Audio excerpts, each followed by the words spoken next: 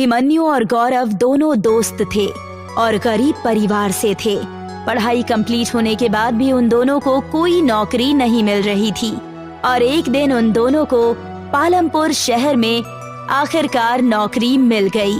मगर उन दोनों को अगले दिन ड्यूटी ज्वाइन करने के लिए कहा गया था। दोनों एक गार्डन में इसी के बारे में डिस्कस कर रहे थे। अरे यार, बड़ी मुश्किल से तो हमारे हाथ में ये नौकरी आई है, लेकिन उन्होंने कल ही ज्वाइन करने के लिए कहा है। इतनी जल्दी सब कुछ कैसे हो पाएगा?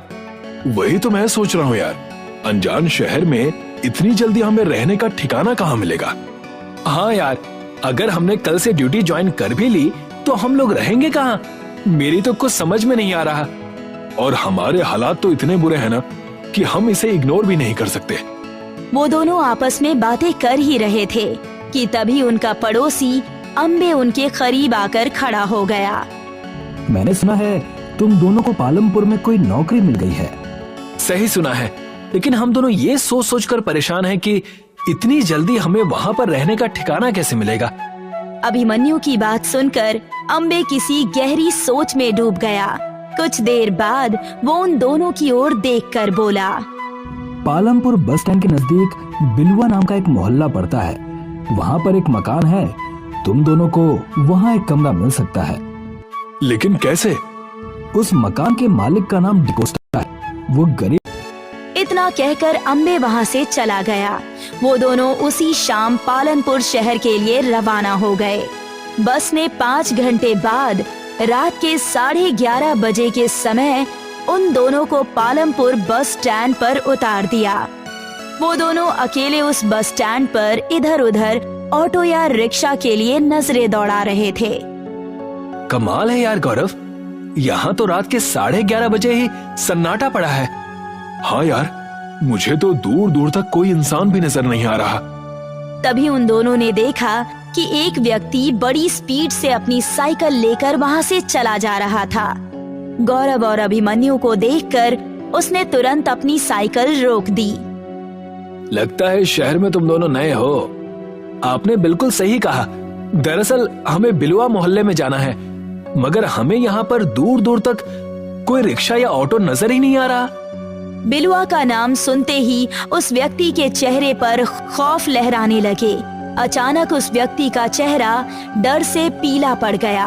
कड़कड़ाती ठंड में उसके माथे से पसीने की बूंदें टपकने लगी। उस व्यक्ति ने हकलाते हुए उन दोनों की ओर देखकर कहा, बस स्टैंड के दाहिनी ओर जो कच्ची सड़क जा रही है, सिर्फ इकलौता वही रास्ता है बिलुआ मोहल्ले जाने का। आप दोनों को वहाँ पैदल ही जाना पड़ेगा, क्योंकि इतनी रात में आपको कोई वाहन नहीं मिलेगा।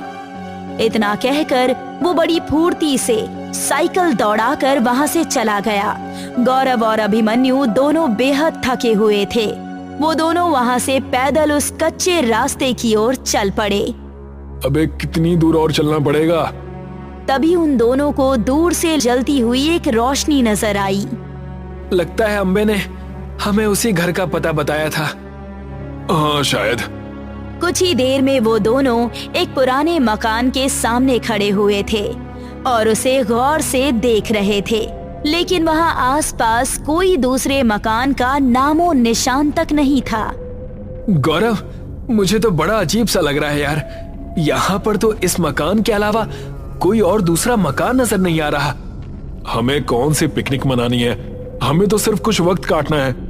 उस मकान से बूढ़ा शख्स निकलकर उन दोनों के सामने खड़ा हो गया और उन दोनों को सवालिया नजरों से घूर घूर कर देखने लगा। उस बूढ़े शख्स को देखकर अभिमन्यु को पता नहीं क्यों बहुत अजीब सा लगा। माफ कीजिएगा, इतनी रात को हमने आपको परेशान किया। हमें अम्बे ने भेजा है, हमें डिस्कोटा जी से मिलना है। दरअसल हम दोनों को एक कमरा किराए पर चाहिए था। उस बूढ़े व्यक्ति के होठों पर रहस्यमयी मुस्कुराहट आ गई और वो भारी आवाज में बोला, तुम दोनों बिल्कुल सही जगह पर आए हो, अंदर आ जाओ। इतना कहकर वो बूढ़ा अंदर चला गया। अभिमन्यु और गौरव भी उसके पीछे पीछे चले गए। उन दोनों ने देखा उस घर के कच्चे आंगन में एक बड़ा सा घना पेड़ भी लगा हुआ था। उन दोनों की निगाह उस पर गई ही थी। कि अचानक उस पेड़ से एक बहुत ही बड़े साइज की बिल्ली ने अभिमन्यु के ऊपर हमला कर दिया। अभिमन्यु ने देखा कि वो बिल्ली उसे खा जाने वाली नजरों से देख रही थी। ये देखकर गौरव के भी होश उड़ गए। मैंने अपने जीवन में कभी इतनी बड़ी बिल्ली नहीं देखी। तू सही कह रहा है अभिमन्यु, मुझे लगता है कि हम दोनों गलत जगह पर आ गए हैं। अचानक उस मकान का मुख्य दरवाजा बंद हो गया। देखते ही देखते उन दोनों की आंखों के सामने वो मकान एक खंडहर में तब्दील हो गया और उस बूढ़े के होठों पर एक अजीब सी शैतानी भरी मुस्कुराहट आ गई। वो अपना भयानक चेहरा लिए हुए उन दोनों की ओर उन्हें खा जाने वाली नजरों से देखने लगा। गौरव चीखता हुआ उस बूढ़े की ओर देखकर बोला, कौन हो तुम और ये सब क्या हो रहा है? बूढ़े की आंखों की पुतलियां बिल्कुल सफेद हो गई। उसका चेहरा ऐसा लग रहा था मानो कि अभी अभी शमशान घाट की चिता से उठकर आया है। वो भयानक आवाज में बोला, मेरे घर में तुम दोनों का स्वागत है। मेरी बिल्लियां काफी समय से भूखी हैं। हमें यहाँ से जाने दो। हमने आखिर तुम्हारा क्या बिगाड़ा है? बहुत सालों बाद कोई इंसान यहाँ पर आया है। मेरी बिल्लियों को ताजा रक्त और मांस खाने को मिलेगा। मैं तुम्हें कैसे जाने दे सकता हूँ? कि तभी उस घने पेड़ से बड़े बड़े साइज की बहुत सी बिल्लियां निकलकर उन दोनों के सामने आ गई और अचानक उन सब ने अभिमन्यु के ऊपर हमला कर दिया। देखते ही देखते उन बिल्लियों ने अभिमन्यु को खाकर एक कंकाल में बदल दिया। गौरव पागलों की तरह भागने लगा। उसने देखा कि उसके पीछे वो बूढ़ा और वो सारी बिल्लियां अपने भयानक चेहरे लिए लगातार उसी की ही ओर भागी आ रही थी। गौरव चीखता चिल्लाता हुआ भागे जा रहा था। तभी उसे दूर से एक जगह पर रोशनी नजर आई। गौरव ने देखा कि वो एक क्रिश्चियन कब्रिस्तान था जहां कुछ लोग टहल रहे थे। गौरव दौड़ता हुआ उस कब्रिस्तान के अंदर घुस गया। जैसे ही उसने कब्रिस्तान के अंदर कदम रखा, वो बूढ़ा और वो सारी बिल्लियां देखते ही देखते वहां से गायब हो गई। गौरव डर से बेहोश हो गया। सुबह जब उसकी आंख खुली तो उसने देखा कि उसे कब्रिस्तान में कुछ लोग घेरे हुए खड़े थे। गौरव ने अपने साथ बीती हुई सारी घटना उन्हें बता दी। उनमें से एक व्यक्ति गौरव की ओर देखकर बोला, दरअसल तुम जिस डिस्कोटा की बात कर रहे हो वो तो बस स्टैंड के नजदीक रहते हैं, मगर रात के वक्त शायद तुम रास्ता भटक गए और उस मकान की ओर चले गए जो भूतों से आबाद है।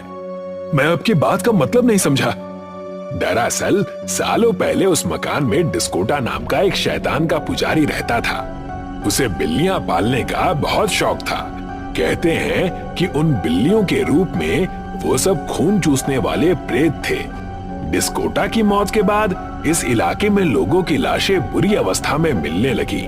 उसकी पाली हुई बिल्लियां जो कि सब प्रेत थे, उन बिल्लियों ने उन सब पर कहर ढा दिया। धीरे धीरे ये सारा इलाका खाली हो गया। तुम नसीब वाले हो जो जिंदा बच गए। तुम्हारा दोस्त अब तुम्हें कभी वापस नहीं मिलेगा। बहुत कम ही लोग हैं जो उन भूतिया बिल्लियों से बच जाते हैं। लेखापनी आसाम का आखिरी स्टेशन था। इस स्टेशन की एक और खासियत थी, यहाँ रात होते ही सन्नाटा छा जाता था। पूरा स्टेशन खाली होता था, प्लेटफॉर्म भी खाली। ना कोई रेलवे ऑफिसर और ना ही कोई राहगीर। रात के अंधेरे में इस स्टेशन पर मौत का तांडव होता था। कुछ साल पहले की बात है। गलती से दो युवक लेखापनी के प्लेटफॉर्म पर उतरे, जीतू और संजय। अबे ये प्लेटफॉर्म है या खंडहर? मुझे क्या पता, मैं तो जिंदगी में पहली बार यहाँ आया हूँ। तूने एड्रेस तो बराबर देखा था ना? यही है ना जो स्टेशन हमें उतरना था? हाँ यार, देखा था, बराबर देखा था। पर यहाँ इंसान तो क्या, कोई जानवर तक नहीं दिख रहा है। तभी जीतू के पास से एक काली बिल्ली गुजरी। जानवर तो है भाई। और फिर दोनों को छन छन की आवाज सुनाई दी। दोनों पीछे घूमे तो एक बहुत सुंदर गांव की छोरी उनकी ओर आ रही थी। क्या लड़की है? ये मिल जाए तो जिंदगी बन जाए। कहाँ मेरी पत्नी और कहाँ ये? वो लड़की उन दोनों के पास आई। बाबूजी, आप लोग यहाँ नए हैं क्या? हाँ, यहाँ कोई क्यों नहीं है? अरे बाबूजी, ये एक छोटा सा गांव है और गांव वाले तो सूरज ढलते ही सो जाते हैं, तो भला इतनी रात को यहाँ कोई कैसे होगा? तो तुम यहाँ कैसे? मेरी तो दुकान यहाँ है। दिन भर मेरे बाबा दुकान संभालते हैं और रात में मैं, जो बाहर के राहगीर आते हैं, उनके चाय नाश्ते का प्रबंध करते हैं हम। बहुत अच्छे। वैसे भी हमें भूख लगी है। तो आइए बाबूजी। सुंदरी उन दोनों को अपने छोटे से ठेले पर ले गई और उन्हें चाय पिला दी और फिर उनके लिए नाश्ता बनाने लगी। ये स्टेशन कुछ ज्यादा खाली नहीं रहता। वो तो है बाबूजी। ये तो कोई भूतिया स्टेशन लगता है। आपको कैसे पता चला? क्या मतलब? क्या यहाँ सच में भूत हैं? लोगों का मानना तो है कि यहाँ एक लड़की का भूत रहता है। लड़की का भूत? हाँ, कई सालों पहले ये स्टेशन किसी आम स्टेशन की तरह था। यहाँ भी लोगों की भीड़ रहती थी, पर सांझ होने के बाद अक्सर ये स्टेशन खाली हो जाया करता था। एक रात इस स्टेशन पर कोई न था। एक गांव की लड़की यहाँ चाय का ठेला लगा रही थी। एक ट्रेन रुकी और कुछ आदमी ट्रेन से नीचे उतरे। बाबूजी, आप चाय पियेंगे? क्यों नहीं, जब पिलाने वाली इतनी अच्छी है तो चाय पीना तो बनता है।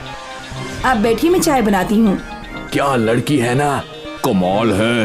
गांव वाली लड़की गजब होती है। तू भी वही सोच रहा है जो मैं सोच रहा हूँ? हाँ बिल्कुल, नेकी और पूछ पूछ।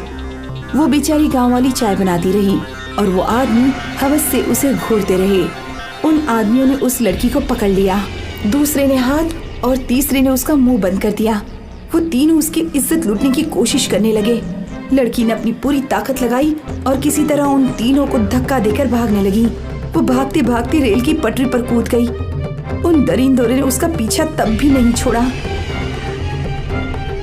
वो डरी सहमी भागती रही और फिर सामने से रेल आई। वो सारे आदमी तो प्लेटफॉर्म पर कूद गए, पर वो लड़की कूद न पाई। ट्रेन ने उस लड़की के टुकड़े टुकड़े कर दिए। उस रात से सभी लोग मानते हैं कि वो गांव वाली लड़की अब भी हर रात इस स्टेशन पर अपनी दुकान लगाती है। ये सुनकर संजय घबरा गया। तुम्हें ये सब कैसे पता? सुंदरी ने कुछ जवाब न दिया। अरे मुझे तो लगता है कुछ गड़बड़ है भाई। संजय ने अपना फोन निकाला और सुंदरी की तस्वीर खींचने की कोशिश करने लगा। जैसे ही सुंदरी ने कैमरे में देखा तो दोनों डर गए, क्योंकि मैं ही वो लड़की हूँ। जीतू और संजय डर के मारे ट्रेन की ओर भागे। वो लोग ट्रेन की एक बोगी से दूसरी बोगी में भागते रहे। भाग संजय भाग, वो मेरे पीछे है भाई। भाग हुकूमत, भाग जल्दी भाग। संजय डरा हुआ था, वो गिर गया। वो भूतनी उसके पास आई। अब मैं तुझे खूबसूरत नहीं दिख रही? इतनी देर से तो मेरी कमर देख रहा था, अब क्या हुआ? माफ कर दो, मुझे माफ कर दो। नहीं, बिल्कुल नहीं। मैं तेरे जैसे किसी को भी जिंदा नहीं छोड़ूंगी। भूतनी ने संजय के चेहरे पर पैर रख दिया। संजय की मुंडी ट्रेन के फर्श के नीचे चली गई। संजय की चीख सुनकर जीतू डर गया और डर के मारे चिल्लाने लगा। मुझे छोड़ दो, मैंने तुम्हारा क्या बिगाड़ा है? मेरा परिवार है, पत्नी है, बच्चे हैं, मुझे माफ कर दो। चुड़ैल जीतू के सामने आ गई और जोर जोर से हंसने लगी। तेरे पास तो पत्नी भी है, फिर भी तुझ में हवस भरी है। तुझ जैसे आदमियों को जीने का कोई हक नहीं। चुड़ैल जीतू को घसीटते हुए ट्रेन के बाहर ले गई, उसकी गर्दन मरोड़ दी और फिर उसको स्टेशन के साइन बोर्ड पर लटका दिया। हर किसी हवस के मारे का यही हाल होगा। ये आखिरी स्टेशन इन सब हवसियों की जिंदगी का आखिरी स्टेशन होगा। ट्रेन फुल स्पीड में चली जा रही थी। रागिनी और उसके मम्मी पापा ट्रेन में उसके साथ सफर कर रहे थे। चाय वाला चिल्ला रहा था, चाय ले लो, गरम गरम चाय। फिर पानी वाला आया। पानी पानी, ठंडा पानी, 20 का एक ठंडा पानी। फिर पान मसाले वाला आया। 14 का 2 राजहंस पान मसाला, तिरंगा पान मसाला। इसमें है केसर का दम, खाइए और कामयाबी की बुलंदियों को छू लीजिए। पापा, कितना शोर शराबा कर रहे हैं ये लोग। हाँ, कभी कभी तो हद कर देते हैं ये लोग। इनका यही काम है, इसी से इनका पेट भरता है। अब तुम्हारे पापा का गांव आने वाला है। सीतापुर से 40 किलोमीटर दूर है अभी जो स्टेशन आएगा। सच में? मैं गेट पर जा रही हूँ, वैसे भी मेरे सिर में दर्द हो रहा है। रागिनी उठकर गेट पर आ गई। ठंडी ठंडी हवाओं का वो आनंद लेने लगी। ट्रेन फुल स्पीड में चलती जा रही थी। ट्रेन हॉर्न बजाकर रास्ते को चीरते हुए चली जा रही थी। अंधेरे में वैसे तो कुछ दिखाई नहीं दे रहा था, लेकिन दूर गांव में टिमटिमाती लाइट दिख रही थी। तभी अजीब सी हवा चली और रागिनी का दुपट्टा उड़ गया। रागिनी गिरते बची। वो वापस आकर बैठ गई। मम्मी, मेरा फेवरेट दुपट्टा उड़ गया। इतनी छोटी सी बात पर इतनी बड़ी लड़की रोती है। दूसरा ले लेना या मैं ला दूंगी। देखो, हमारा गांव क्रॉस कर रहा है, कितना अच्छा लग रहा है। अरे वाह, तो हम लोग गांव क्यों नहीं जाते हैं? कितना मजा आएगा ना।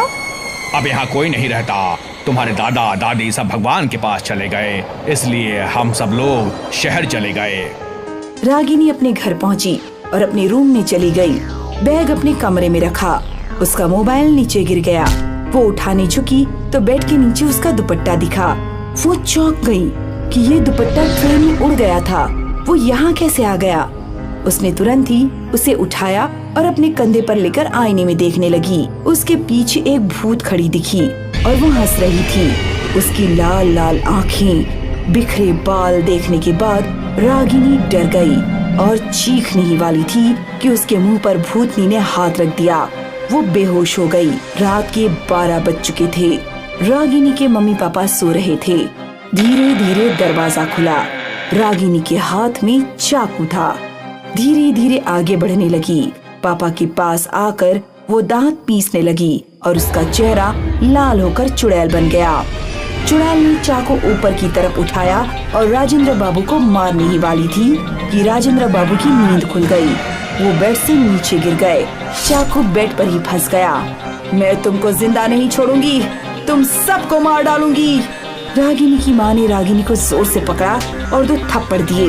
उसके पापा भी उठ गए और रागिनी से चाकू लेकर दूर फेंक दिया। तुम मुझे मारना चाहती हो? रागिनी बेटा, तुमको क्या हो गया? रागिनी बेटा, मैं रागिनी नहीं हूँ, मैं सुरेखा हूँ। याद आया कुछ? सुरेखा? कौन सुरेखा? मैं वही सुरेखा हूँ जिसको तुमने धोखा दिया। याद करो कॉलेज के दिन की बात। सुरेखा और राजेंद्र एक ही कॉलेज में पढ़ते थे। दोनों एक दूसरे से बहुत प्यार करते थे, लेकिन ये वो समय था जब जात पात बहुत ज्यादा ही मायने रखती थी और न मोबाइल था और न ही न्यूज चैनल।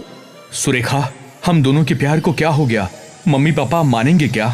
एक बार बात करके देखो, नहीं मानेंगे तो कुछ दूसरा रास्ता निकाल लेंगे। दूसरा रास्ता कौन सा है? दूसरा रास्ता ये है कि साथ अगर जी नहीं सकते लेकिन मर तो सकते हैं ना। मैं तुम्हारे बिना जी नहीं सकती। ऐसा मत बोलो, हम घर से भाग जाएंगे। तुम कल सीतापुर स्टेशन पर आ जाना, मैं भी आ जाऊंगा और भागलपुर एक्सप्रेस से मुंबई चले जाएंगे।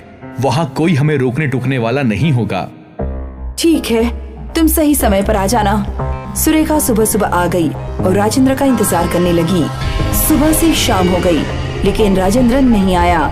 सुरेखा ने भागलपुर एक्सप्रेस के आगे कूदकर जान दे दी,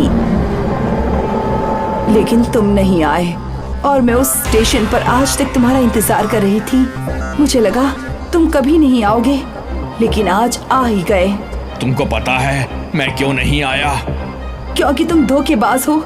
इस चुड़ैल से तुम शादी करना चाहते थे। नहीं, मैं धोखेबाज नहीं हूँ। मेरा एक्सीडेंट हो गया और मेरा पैर टूट गया। ये देख लो मेरा पैर। लेकिन बाद में मैंने तुम्हें बहुत ढूंढा, लेकिन तुम नहीं मिली। तुम्हारे घर वाले बोले कि वो गायब हो गई है। मैंने उसके बाद गांव छोड़ दिया। चुड़ैल थोड़ा नर्म पड़ने लगी। दर्दनाक प्यार की कहानी सुनकर रागिनी की माँ रोने लगी और बोली, बहन, तुमने इनसे सच्चा प्यार किया है और जिसे हम प्यार करते हैं उसे दुख नहीं पहुंचाते। इसलिए मेरी बेटी और मेरे पति को छोड़ दो। बहुत बहुत मेहरबानी होगी। एक काम करो, मुझे मुक्ति दे दो। कैसे मुक्त करूं? मेरे ऊपर पवित्र गंगा जल छिड़क दीजिए और ये दुपट्टा जला दीजिए। मैं मुक्त हो जाऊंगी। राजेंद्र बाबू पूजा घर से गंगा जल लाकर रागिनी के ऊपर छिड़क देते हैं और उस दुपट्टे को जला देते हैं। रागिनी बेहोश हो गई। कभी कभी हमारे जीवन में ऐसी घटना घट जाती है, लेकिन तब हमें अपने सब्र से काम लेना चाहिए।